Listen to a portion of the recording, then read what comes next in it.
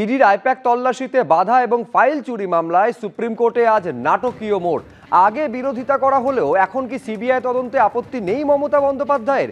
এই প্রশ্ন উঠছে, তার কারণ মমতা বন্দ্যোপাধ্যায়ের আইনজীবী সুপ্রিম কোর্টে দাঁড়িয়ে বলছেন যে রাজ্য সরকার পাল্টেছে, তাই ইডির আর্জি মেনে সিবিআই তদন্তের নির্দেশ দেওয়া যেতেই পারে।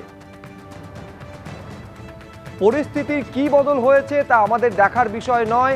একজন মুখ্যমন্ত্রী ফাইল চুরি করেছেন, কি তদন্ত হবে নির্দেশ দিক কোর্ট। একজন অভিযুক্ত কি ঠিক করে দিতে পারে? মমতা বন্দ্যোপাধ্যায়ের সওয়ালের বিরোধিতা সলিসিটর জেনারেলের। এই আইপ্যাক মামলায় সিবিআই তদন্তের দাবিতে এখনো সওয়াল ইডির আইনজীবীর। মামলার গুরুত্ব দেখে নির্দেশ দিক আদালত, সওয়াল ইডির আইনজীবীর।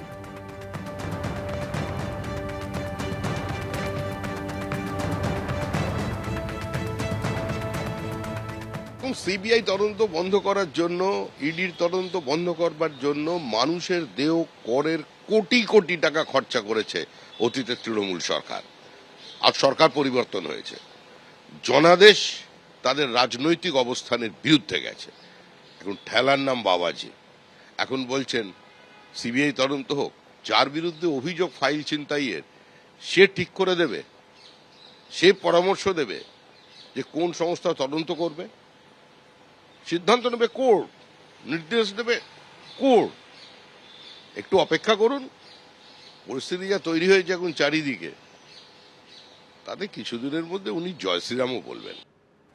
চলতি বছরের 8ই জানুয়ারি আপনারা জানেন যে ঠিক ভোটের মুখে কয়লা পাচার মামলায় ইডি তল্লাশি শুরু করে। আইপ্যাকের কর্ণধার প্রতীক জৈনের বাড়ি এবং সল্টলেকের অফিসে তল্লাশি চালায় এনফোর্সমেন্ট ডিরেক্টরেট। আর এই তল্লাশি চলাকালীনই ফাইল নিয়ে বেরিয়ে আসতে দেখা যায় তৎকালীন মুখ্যমন্ত্রী মমতা বন্দ্যোপাধ্যায়কে। আর সেই ঘটনায় তার বিরুদ্ধে তল্লাশিতে বাধা এবং ফাইল চুরির অভিযোগ আনে এনফোর্সমেন্ট ডিরেক্টরেট। 2রা সেপ্টেম্বর সুপ্রিম কোর্টে ফের এই মামলার শুনানি রয়েছে। So my hard disk, phone, hard disk, all they are collecting, and they have already attacked my IT office also. In fact, Sector 5, I am going there also. Did he raided my IT sector office to collect all of our party hard disk, the candidate list, the party strategy, the party plan. Is it the duty of the ED and Amit Shah? And he's taking away all my party documents. যখন অফিসে কেউ ছিলই না প্রায়, এবং তারা এসে আমাদের পার্টির সব ডেটা, সমস্ত ল্যাপটপ, সমস্ত আইফোন বা ফোনে যে সমস্ত স্ট্র্যাটেজি আছে